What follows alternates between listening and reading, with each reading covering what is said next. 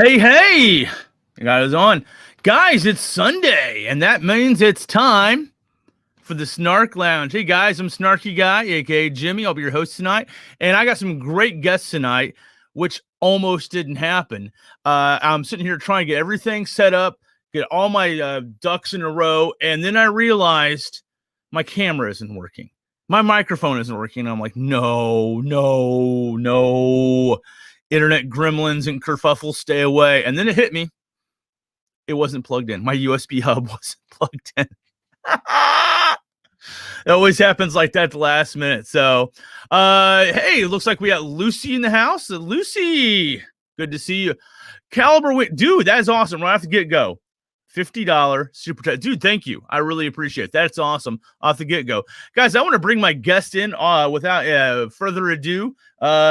You guys, he's no stranger to the Snark Lounge or exploring strange backwater, you names it. So you know him, you love him. It's Burbex. How you doing, man?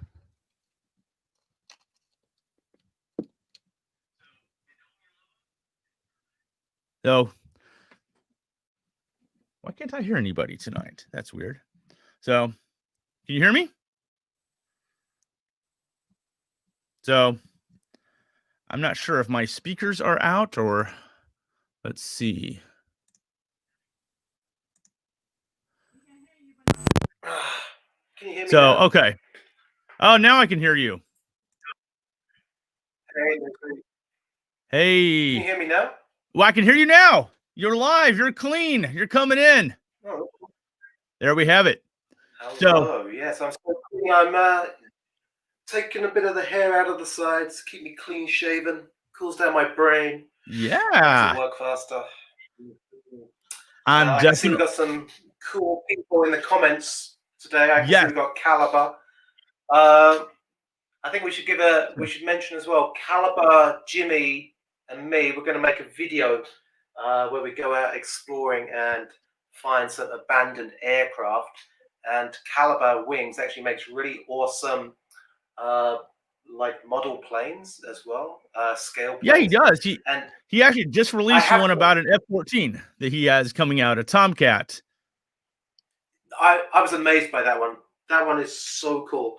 It's a mashup. It's like a mashup between Top Gun, F-14 Tomcat, and Transformers.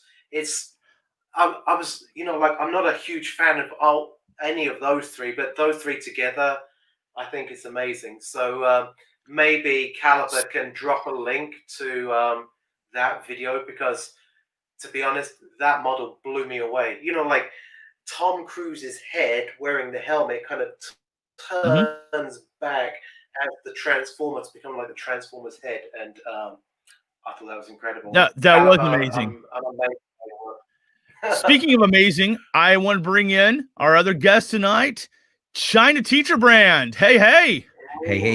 How are you, Gus? Can you hear me? I can hear you great. I like the studio behind you there. That's looking fly, man. Cool. Thank you. Yeah, I got a couple of color lights seeing what Michael did last week. So, hey, gonna get some color behind me. Yeah, it almost looks like you have little there's coffee dispensers over there. No, dude, that's all lenses. That's all gear. Well, on your other side, it almost looks like the Starbucks coffee dispensers on your other side there. No, I think that's a 70 to 200. Okay. I got you. So for the rest of you guys, my better half, Bunny had things to do, and then at the last minute she's like, I can't do it. I'm sorry. So it's what was that? She's a busy lady, your lady. She is a busy lady. True story. True story. So I want to give a couple of shout outs here. Looks like Bowen's in the house. So I was thinking, now I can hear you. Bowen, we had him. I'll give you a big shout out. Bowen Lee. Yeah. I think he was in my chat group last week watching my video about the Ferris wheel. So thanks a lot for that. Yeah, he graced the channel last week. It was good to see him coming live from Hong Kong. So tonight we are talking about China life hacks, things to make your life just a smidgen better in China. Kind of reminds me of, anybody remember the old Legend of Zelda, and you walk in the cave and it's like, it's dangerous to go alone. Take one of these. So not sure if there's any gamers in the house or not, but there we have. So there we go. Without Bunny, guess it's another sausage fest. Wow, Jimmy's got the best American sausage. I got the Colombian South American sausage, the chorizo then. And if you want to see American sausage, you got to leave at least $100 in Super Chat. Wow, we're already going there, aren't we? British sausage is at least 500. Oh my goodness. Oh my goodness. How much of a super chat's going to take you to take your shirt off and dance there, Burbex? I'll do that for free. There we go. So I want to open up the floor. We're talking about China life hacks, things that just make your life just that much better in China. And I want to open up the floor by talking about everybody's favorite, the Banyo, El Bonarino, the John. I think when I first came to China, I didn't realize this, but anytime you go to the bathroom, you really got to take some tissues with you because there ain't any. And it is usually the Eastern toilet, aka the squatty potty. Has anybody had any experience with that one? That was my first discovery when I first landed in Shanghai 20 years ago. I went out to have something to eat and I felt my stomach going and I'm like, all right. And I found out what squatters were about and I'm like, I'm running back to my hotel, man. I'm not having this. Yeah, no joke. So the worst part is though, the squatters though, is you can, and I know there's a science to this, but you can only pull your pants down so far. You got to kind of roll up your trousers because a lot of the bathrooms, there's like, 5 weeks of, pee on the floor and you'll be soaking that all up. So have you ever accidentally pissed or shit in your underwear while that's happening? I can't say that's happened to me before necessarily. No, it's never happened to me either. I'm just curious. No, but Bowen just made a comment that's interesting. So don't talk about the potty because I just ate. But here's a question: why is it that squatters in Hong Kong are totally different? Are like completely different? They're very clean as opposed to the ones that you see in China. Is it just maintenance, or what do you guys reckon? That's a good question. I think do you agree? I know I have seen a lot of squatters in Hong Kong that are they're shaped more like the Japanese ones, and there's a little more room to kind of right. do your business there. Mm-hmm. So, I love Lucy's comment. She's like, I peed all over myself before, but I have different plumbing. So, and check it out, Jerry Good is in the house, ladies and gentlemen. Jerry Good, Jerry Good. Nice. Senior Jerry. Nice. So, why is China Teacher and Snarky coming across so clear while Burbex is all blurry? Can you let me know if he's using a PC or a Mac? I'm a Mac, a PC. Using a PC? Okay. Thank you very much, by the way, Calvin. I really appreciate that. I want to just drop this. I know Jerry is like really busy, but I'm going to drop this in. I want to see if we can encourage Jerry to sneak in. Into the chat. I'm going to drop this right now into the stream. So if we can encourage him. But it says definitely here. China has all grades of toilets. Hong Kong. So Hong Kong. Yes, I can read. Apparently I cannot read. So definitely. So the other thing that's a surprise for me when it comes to toilets is that when they go to toilet, they use tissue, as in like facial tissue, your regular Kleenex, that the one they use for your hands, for your face, right? Yeah. But when you go to a restaurant, then they give you actual toilet paper for your face and your mouth, and there's a confusion with what kind of paper you're supposed to use at each end. Is that right? Yeah, I suppose whatever works on on the backside and all, right. The texture and the layers is all different, no? That's true. That's true. So I notice Burbex looks like he's kind of look from my side. You look a little frozen there. Is everybody seeing Burbex okay? I see him all right. All right. Okay. Must be. My internet here is sometimes funky, but so I used to live in Changchun. Like my first year was in Changchun, and yeah. I had to work in this primary school. It was the company FAW, that's First Auto Works. That's like the national car company in China. And I had to teach these classes of like 5 and 6 year old children. And there was about 40 5 or 6 year old children, and I would teach them for about 2 classes for 1 hour in the morning. And in the class was very tough because right at the end of the class, all of the children, they would come up and they would slap my butt like this. And I hate that. I thought it was like a Chinese culture thing. So like I'd have 40 children in a circle coming around me, hitting my butt like this, right? And Why? I said to the teacher, my TA, well, why did they do that? And they said, number one, they like you, and number two, they've never seen a butt as round as yours before, right? Now, this became a bit of a problem, right? Because that school was a very old school. I think it's been demolished since then. I should go and explore it. And I would go down to the toilets, and they didn't even have squat toilets. They had trough toilets. You know, like the long trough like this. Yeah. And all the detritus gets stored up, and somebody flushes it, and all of the toilets flush at the same time.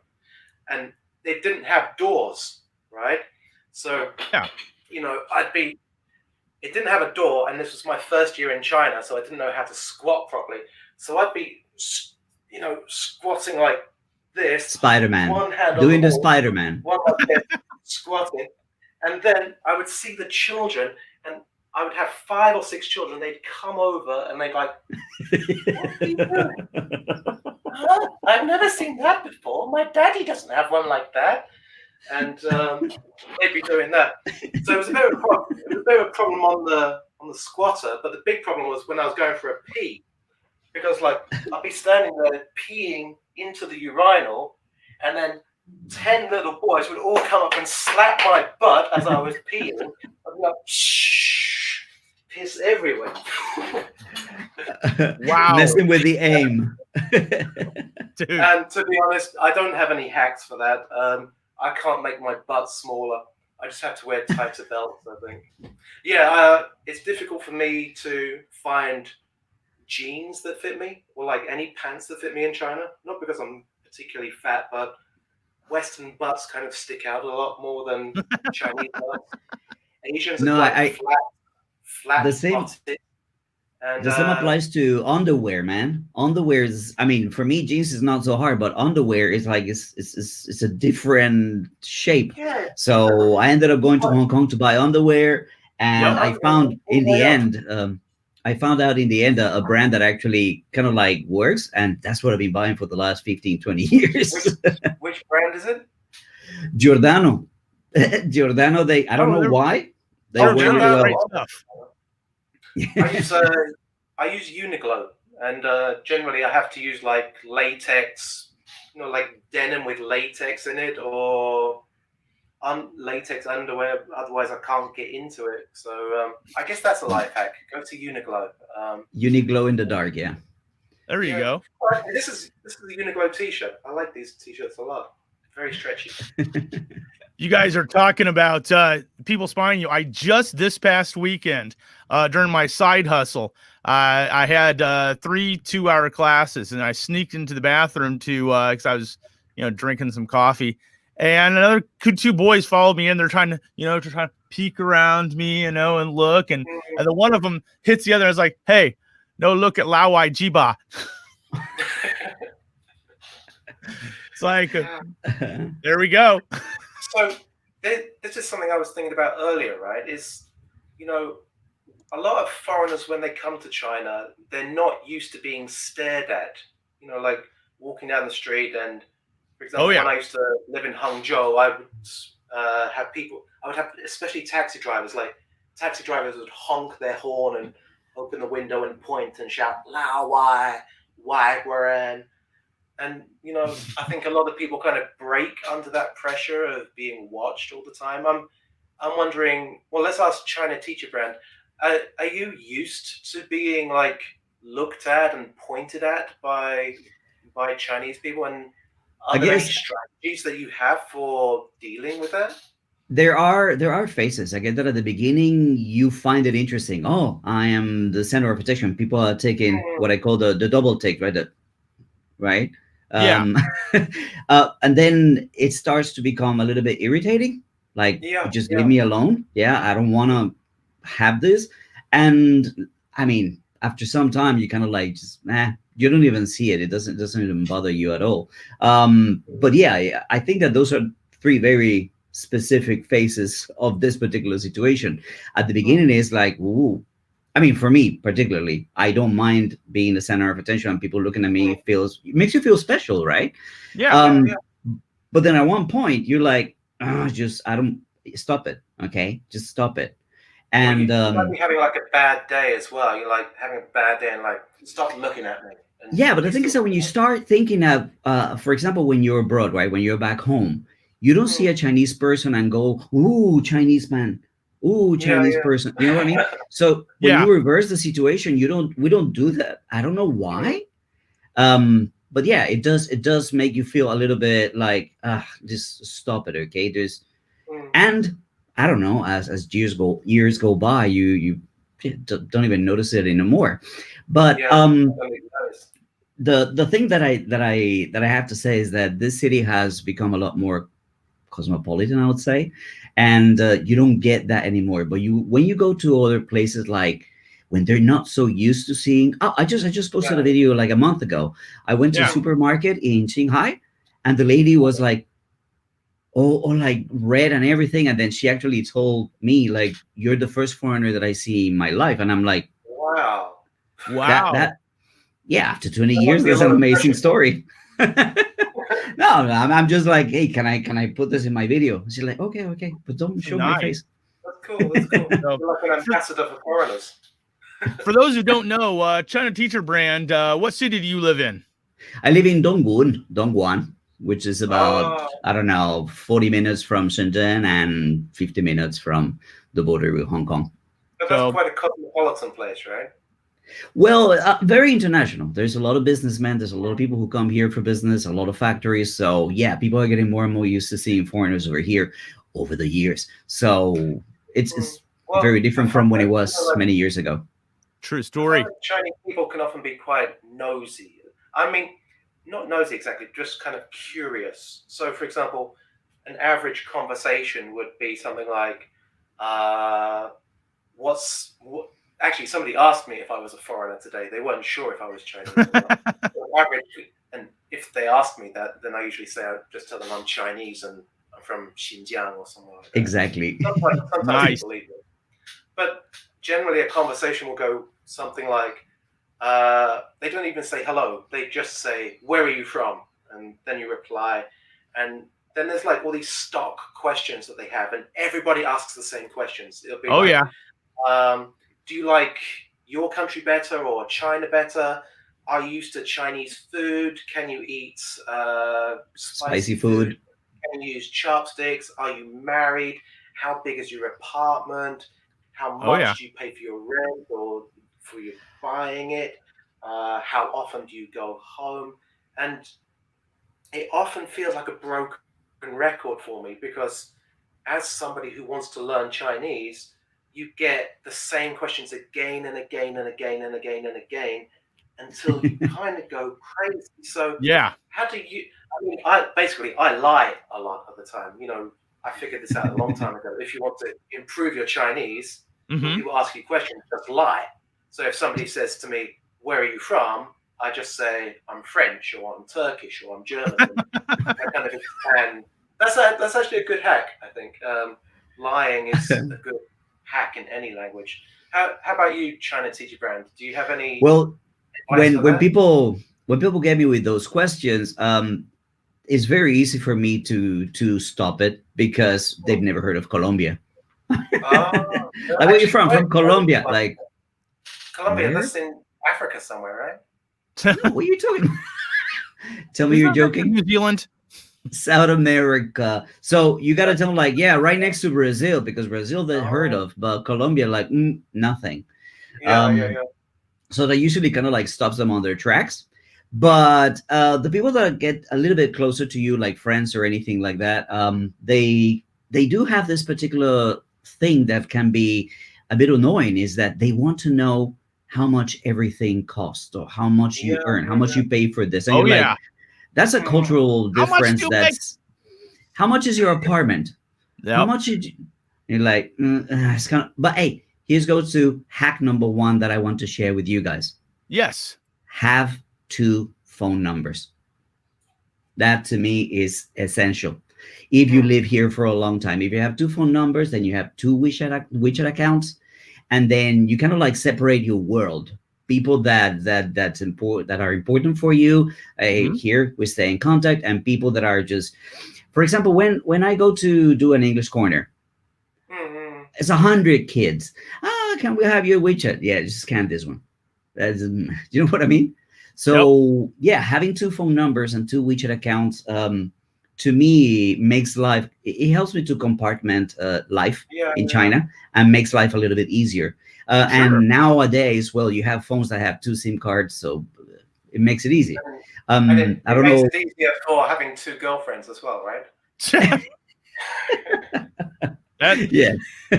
Come on, I've heard of Colombia before. I know what Colombians are like. Actually, I heard of an interesting fact in Colombia. I just heard this the other day, that there are wild hippos in Colombia. Oh, yes. Yeah. Native hippos. No, not natives. Escobar brought them. Escobar's a snake or something, right? And there are Pablo a Escobar. gigantic problem. They're a huge problem because, well, these animals are dangerous. And when Pablo Escobar was around, he kind of like kept them in check, right? But since the cops took the place, nobody's been taking care of those animals. So now they're roaming wild, and the population has just exploded. And what do? Kill them? How many zoos are there in Colombia? What do you do with them? Do you know what I mean? It's a huge. And they're just going to reproduce and make a whole hippo migration there. So it's an interesting yet really concerning problem. Jerry Good. If I have any good stories, give me a topic and I'll tell you a story. There you go. Jerry Good. He's saying, I get this a lot. Hi, you're handsome, but a little fat. Where are you from? I'm from South Africa. Why are you white? Yeah. Try educating people on why there's white South Africans. No, I get that a lot, though. People all the time, they walk up to me and they have different questions. They walk up and, why are you so fat? Do you know you're so fat? Really? I had no idea. And they're like, do you like hamburgers? Well, doesn't everybody?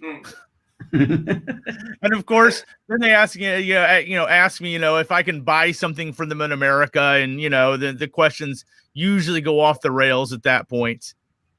But yes, Blackjack is just asking me about kind of urbex and ghosts right now, and one of the things that you kind of have to get used to when you're living in China, and also doing what I do, which is like urban exploration, is how to deal with security guards, right? Because China probably has the largest security force in the whole world. Like, security guards are absolutely everywhere. And to be honest, like, I guess I'm a teacher, or I'm educated, and there's like waitresses at this level. Like, security guards are the very, very bottom level of society in China. And to be honest, they can be real dickheads. No offense to other dickheads, but these security guards can be real dickheads. So it's like they don't speak the language, right? And it's not just to foreigners, even though we confuse them a bit. It's just people in general. Like in England, if a security guard wanted to say, don't come, they might say, like, don't come in here, please. In China, it's be like, that's a very specific noise they make. Like, sorry, I got to close the door. The dogs are going crazy. It's a very specific noise that they make, and often I'll be in abandoned buildings and I'll be looking around, and occasionally I'll run into a security guard, right? And if you think, like China Teacher Brand was talking about going to Shanghai and like talking with that woman. Imagine if you were a security guard with a very basic level of education, and then you're like walking around your abandoned building, protecting it, and then suddenly you see like a ghostly foreigner sneaking through towards you. And I've got into situations, right? And this actually happened just this week. It was on Thursday. I was exploring an abandoned hotel with my friend Mirko from Italy. We're in the lobby of the hotel. We were being super quiet. And this security guard, it must have been like his brain couldn't comprehend that there were 2 foreigners standing in front of him. He just walks right by us, and just ignores us completely. It was, like, Ni Bei Jiao Yanjing.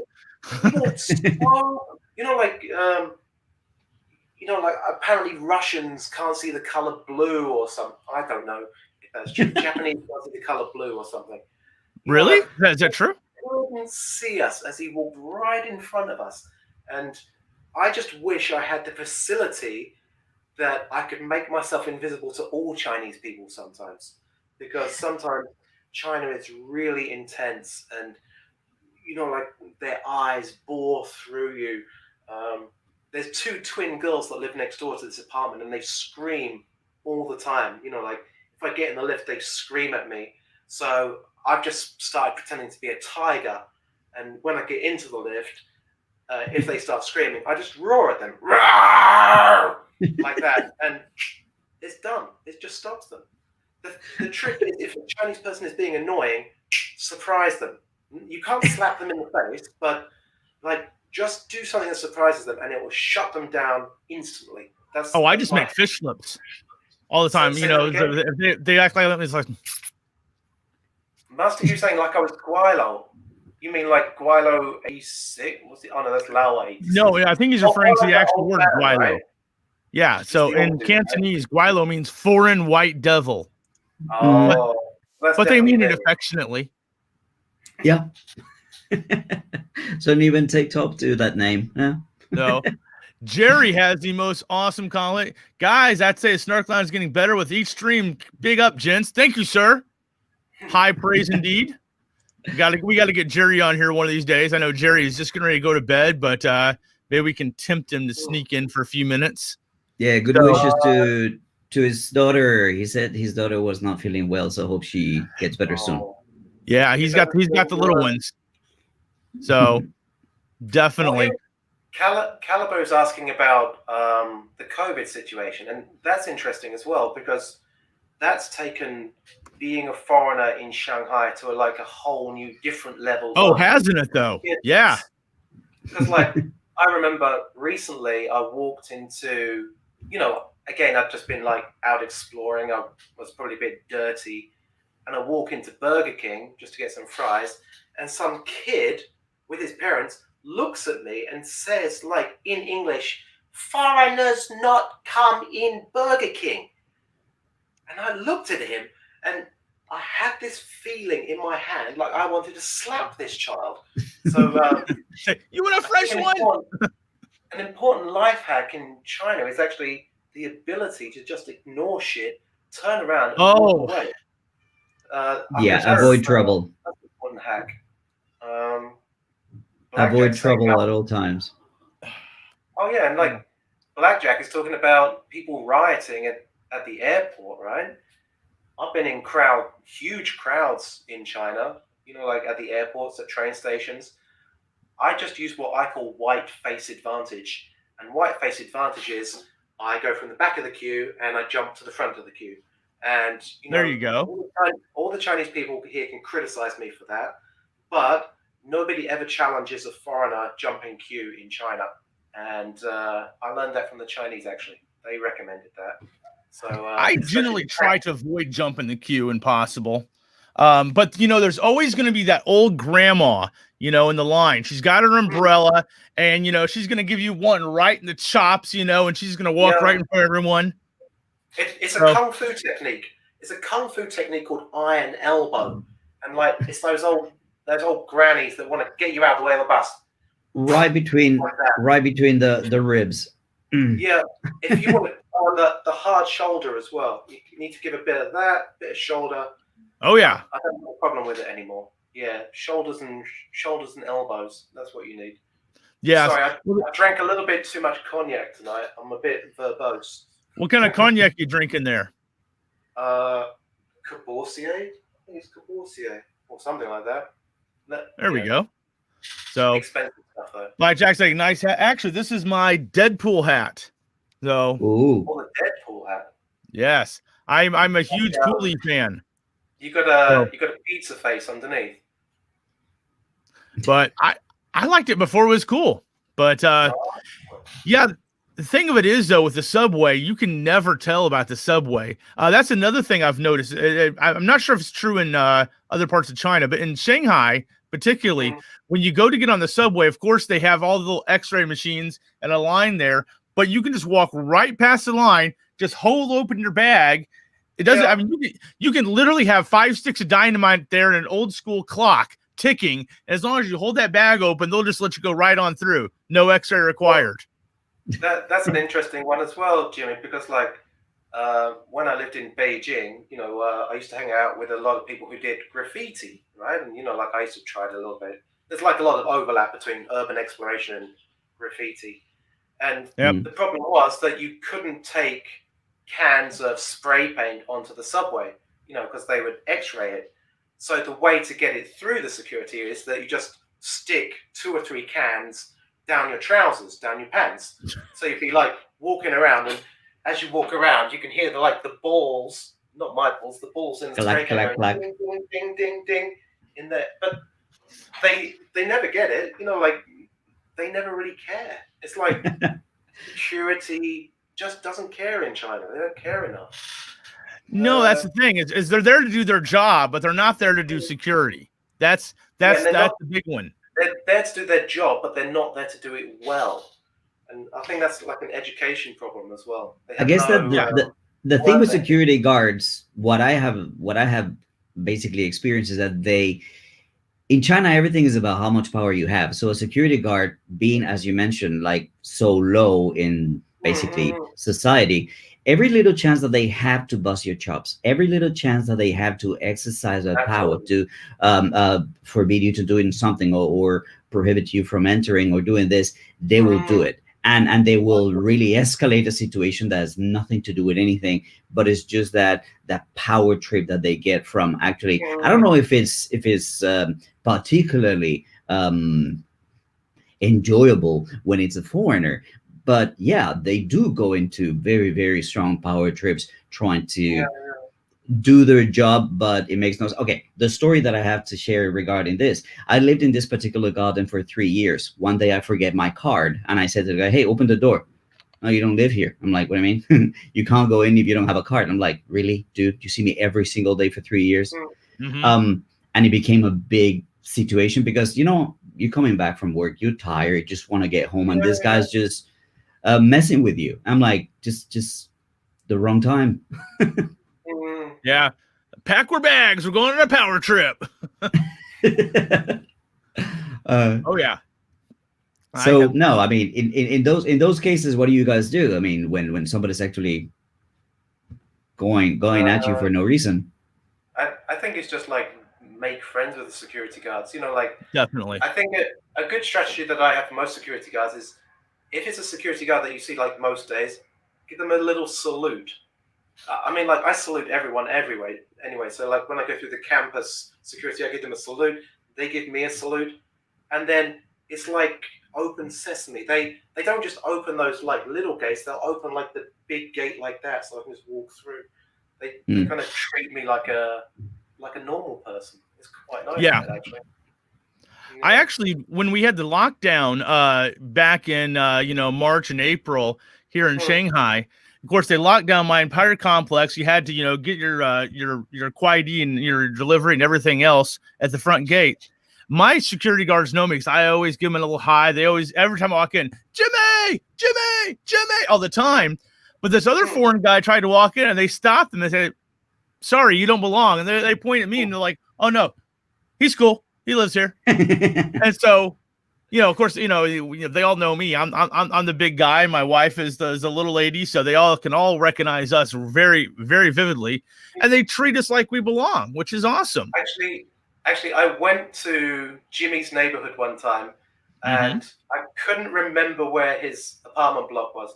So I went up to the security guard and I said, is there a foreigner that lives in this neighborhood? And he said, there's a few. Which one is it? I'm like, he's got a big guy, bit of a beard. He's like, Jimmy! They all know who you are. Yeah, that's true. That's true. So, okay, I don't know if you guys have had this experience, but I drive here in China. here's the thing: I can walk to any gated community in my car if I'm by myself. And this is the original hack in China, Timbudong, right? So the guys will come to you like, where are you going? I'm like, sorry, I don't understand. I'm just here to see my friend. I'm like, okay, just go in. And they let you go in.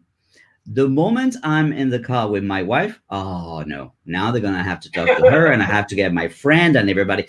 So just driving gives you access to even the most secure places if you're a foreigner and you're going by yourself, and just use the good old Timbudong. Timbudong is perfect. I love it. Yeah, not anymore. A lot of cops now speak English. So when I used to get stopped in my motorcycle, they're like, hey, what's with this motorcycle? I'm like, Timbudong. You're not supposed to have this big ass motorcycle in the city. Oh, Timbudong. I just go. After 5 minutes, I just let you go. But not anymore. I've actually got a friend that has a motorcycle here in Shanghai, big old Harley Davidson, and he gets a fine like every day because when he rolls the red light, he revs it a couple times, which isn't a macho thing. If you know motorcycles, you have to actually clear the carburetor, on those old school ones, and so you have to rev it a few times, and every time, noise pollution, 30 kwai, every time. So, here's like the ultimate life hack. Love this. Get a Chinese boyfriend or girlfriend and let him handle all the questions for you. But then we need some life hacks about how to deal with that Chinese boyfriend or girlfriend. I think that might actually present more problems than is worth. I think my wife would have problems with getting a Chinese boyfriend. Most likely. But the old subway though, I mean, there's a lot of things that happen on that. Have you ever noticed when you get on the subway, as soon as you get on, you sit down and everyone moves across the aisle from you. You got like 3 seats available next to you. That's nice. I like that. So that happens to me like all the time. And I'm like, do I smell? No. Is it me? Wait a minute. I wore the white face today. Forgot about that. And even during COVID, it got even worse. I mean, during COVID, people would it would be like parting the Red Sea. People just move away from you. I'm like, I've been here the whole time. I didn't leave the country. Why are you guys being so? But more space for me. True story. I actually had a lady on the metro back in March. She said, get off. I don't want foreigners bringing the COVID. And I'm like, but okay, whatever. I don't argue. As foreigners here, we do have to kind of tread a very fine line between, like having our self-respect, but at the same time remembering that we are living in another country with different values and we are guests in this country. So, like we shouldn't take the piss too much. I mean, like we make a lot of jokes in this live stream, but basically if you want to live here for a long time, like all 3 of us have done, then we have to show respect to China. And I guess that's the biggest hack, is just be respectful. That's true. Long. Well, there was a book that came out several years ago. It was called The Ugly Foreigner, and it talked about mainly American foreigners who come into China and just like, I'm the big man, and I want to be first in line. I want the most food and everything else. And a lot of times I find if you just treat people with respect, kindness, smile, you get a lot of smiles back. Most people, if you give them respect, it's not a problem getting respect back, I find. I remember at the beginning of my time here, one of the things that I did is I kind of like limited my world. I knew that I was having a lot of negative encounters. So I said like, okay, I'm just going to limit my contact with Chinese people. And that was a mistake because that actually limited my my learning Chinese ability. I kept my world as simple as possible. Go to work, go to this particular restaurant, come back home. And that was a mistake, I think, trying to avoid all these confrontations and all these encounters with people that would be unpleasant.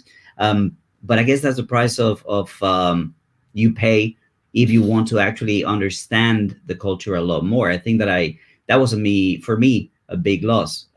Just trying to make my life easier, I made my world smaller. I just don't like confrontations with people. Yeah, I hear that. So I find though, I mean, my grandpa once said, how do you make the world better? You make yourself a little bit better and you make the world a little better. You treat people with respect. I like this quote from Nicholas here. He says, a wise man makes his own decisions. An ignorant man follows public opinion. So true story. Shinzo has a good comment here. He says, I think people are just scared of foreigners because the Western countries aren't doing well with COVID-19. Ain't that the truth? Oh my goodness. So there is, I'm constantly arguing with some of my friends back in America about it's my right not to wear a mask. I don't want to get off on that tangent, but yeah, I can understand a lot of people are concerned because Western countries aren't doing so good with the COVID. And, and here, I mean, we had 6 cases in Shanghai. And I don't know about you, Burbex, but, my school, they gave me a whole questionnaire. I got to do the whole, Alipay QR code 2 times a week. They're taking it seriously here, Mine doesn't take it seriously at all. None. I don't have to wear face masks at school. The kids don't wear face. My school is a disaster anyway. I don't want to talk about that. We have to wear face masks just when we go in the door, and once we're in the classroom, we can take it off. So, how about down in Dongwon? How's the face mask situation down there? We've never had like a very serious situation. Like even the lockdown was never a serious lockdown. Oh, nice.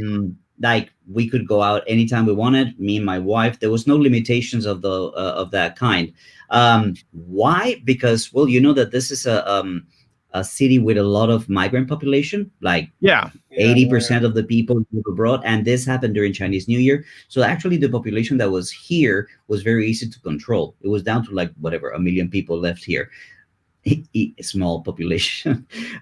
So we didn't really have too many restrictions. And even today, of course, for example, in my training center, right? Reopening the training center was such a nightmare because we were the last ones to open when it came to education. First was high schools and universities, then middle schools, then primary schools. And at the end of July, it was kindergartens and training centers.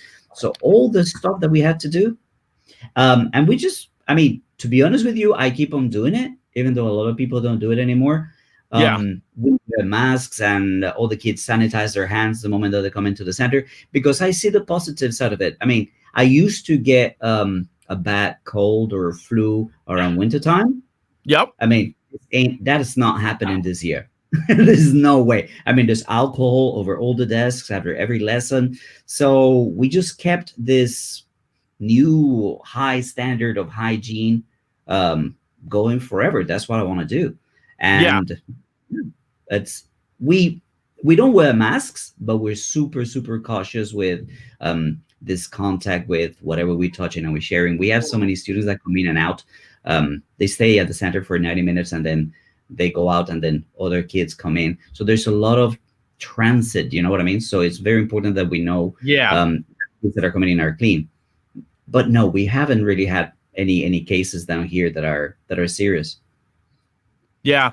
Lucy was just commenting on the same thing. She says, I was thinking about this today, actually, with all the sanitizing and whatnot. I wonder if the flu season won't be as bad this year in the U.S. Yeah. That's probably true. Probably true. So, does anybody have any China COVID hacks though? When I get into the lift, I hate getting into the lift. I will use my elbow to push the button on the lift. Does anybody else have any forever? Since being a kid, my parents taught me to use a knuckle. Oh, just use a knuckle. You can still wipe your knuckle on your face, I think. You probably go like this, as opposed you don't.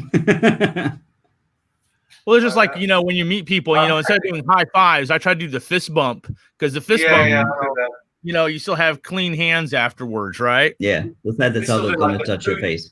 Do a booty bump. Go around and do that. Burbex, I have a question for you. It has to do with hats. Yes, they love my booty. Your hairdo. Is it easy for you to? No. What I'm saying is it. No, I'm wondering if you have issues when you go to the barber, when you go to the hair salon. How do you just? Is there a hack? Because what I do is to get your haircut. Yeah, to get the haircut that you have. My girlfriend does it for me.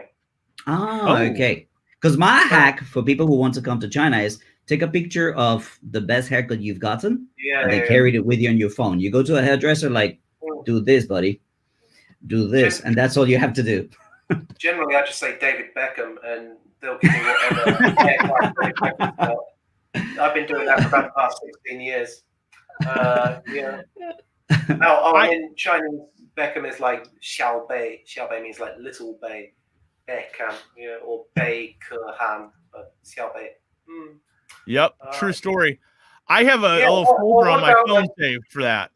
Whenever I go in the hair salon, I show them a picture of both sides, front and the back, and do this. And then Chinese don't touch the beard, but they still do whatever they want. They give oh yes, you want the number 23 of fries, got it. They go to town, and we're talking about the haircut. We're talking about the haircut that I had just this week, and I don't know if this exists outside of China, but we were talking to Snarky that is the one that they actually vacuum clean you when they're done. Oh yeah, the 10-15 RMB one, because I'm cheap like that. So the guy goes like, starts vacuum cleaning you, and I've never seen that ever. I mean, I don't know, in the comment section, you guys can tell us if that's a weird thing. But once they're done, just start literally just sucking the hair out of your skin. I love that. I absolutely love the fact, the guy, he does that on me. And that's one thing I look for the most. I don't know, maybe I'm weird. I love the feeling of getting my head vacuumed, So it's like, only in China. Could put an attachment on there, just like a nice little quick massage at the same time, but in Shanghai, that'll cost you 15. The vacuum cut's 15 here. Bowen and Lucy are laughing about me and my David Beckham, but actually, right, if you look at my part of my face just here, I look very similar to David Beckham, just like around my eyes and the top of my nose, like that, is very similar to David Beckham. Very similar when you guys, a lot of when you look quick. Think of it. In fact, depending on what you wear, you could look like Victoria Beckham. Even better. You wear a dress. Yeah, put on a nice pair of shoes and a pretty dress, shave a little bit.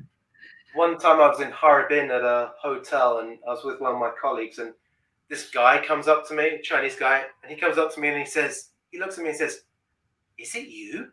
I'm like, "Yeah, it's me." And he's like, I loved you in that TV show. I was like, "I'm glad you liked it." And then he says, "What are you doing in Harbin?" I said, "I'm working." He says, "You're working in Harbin?" I'm like, "Yeah." And then he looks at my friend and says, "Who's that?" And I said, "That's my manager." He said, "Wow." And he was just amazed that, I have no idea who he thought I was. Maybe he thought I was David Beckham. Have you guys been mistaken for famous people before? Unfortunately, yes. I know this is probably going to do wonders for me, but I have been mistaken twice for Chris Farley. Who's Chris Farley? Comedian. He was an old American comedian, a real big guy that did like a little crazy stuff. SNL. I think he's dead now, though. Yeah. So overdose or something. So, yep. Beckham. No, I've never. There we go. I've never been mistaken for anybody.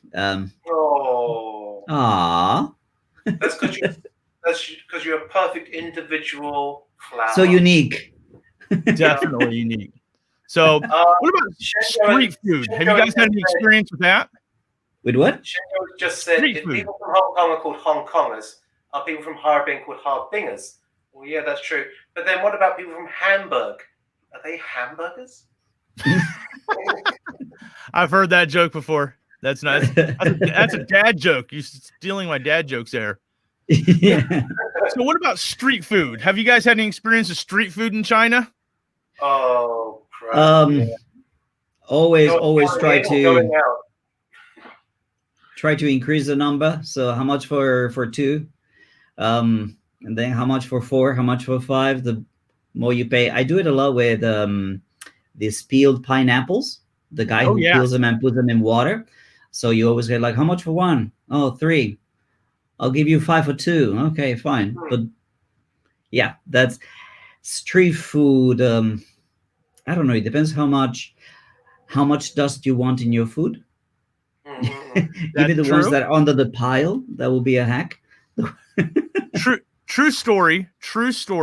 when I was living in Dongguan, ironically, not far away from you, a couple years ago. You can buy those, the pineapples. They make them like those little spirals, on a stick. Yeah. And I wanted one, and the guy was like, "Oh, it's like 2 RMB," and I'm like, "Great, okay, cool." So he dotted it up for me, and so I go off eating it, and I come back by later, and I see that same jar. He's dipping a razor in it. He's shaving, and I'm thinking, I really hope that was after the fact. I'm imagining I have stubble on my tongue now. So I know I've been living in China too long, though. When I order food anywhere, street food, restaurant, doesn't matter, and there's a hair on it, and I just pick the hair off and I keep eating. Yeah. So It depends. I know if I'm paying top dollar for my food, I'll be like, the heck is this? But yes, there's some places that are like, nah, not worth my time, not worth my trying to explain that this is not mine. Yep. So that happened to my dad once, actually in Hong Kong. He ordered something and it came with a hair, and he called the waiter over. And he said, "Yeah, the hair." And the waiter was like, "Okay." And he walks over and picks the hair out with a pair of chopsticks and walks away. So, it looks like Burbex. We just lost Burbex. Oh, So- internet. Internet kerfuffle. Yep. Gotta love the internet kerfuffle, man. So it happens more oftentimes than not. So hopefully he'll find his way back in here. So, but yeah, street food is kind of one of those things, I mean, I love street food, but I'm always worried about, what's in it and what's going to happen. So My wife and I, yeah, there he is. So Ooh, change of angle. change of angle. I think he went to a different camera. Yeah, batteries ran out on my camera. Oh, okay. So- Yeah, that kind of sucks. Oh, best comment ever. Could it be 2 different razors, one for shaving and one for cutting pineapple? Yeah. Wow. One for manscaping, yeah. Yeah, you never know. You just never know. But yeah, street food. I always wondered because in Shanghai it's kind of getting harder and harder to find good street Yeah, food. that's true. So That's true. I'll tell you a Uh, funny story about not street food, but like a very, very nice restaurant here in Dongguan. Oh, yeah. We used to go there and pay like 350, 360 a pop. So me and my wife, we go there in special occasions. It's this Japanese teppanyaki, and it's all you can eat. So absolutely fantastic, right? And we've been going there for years, for Christmas, birthdays, anniversaries, just about everything. And then one day, I don't know how we got to the comment that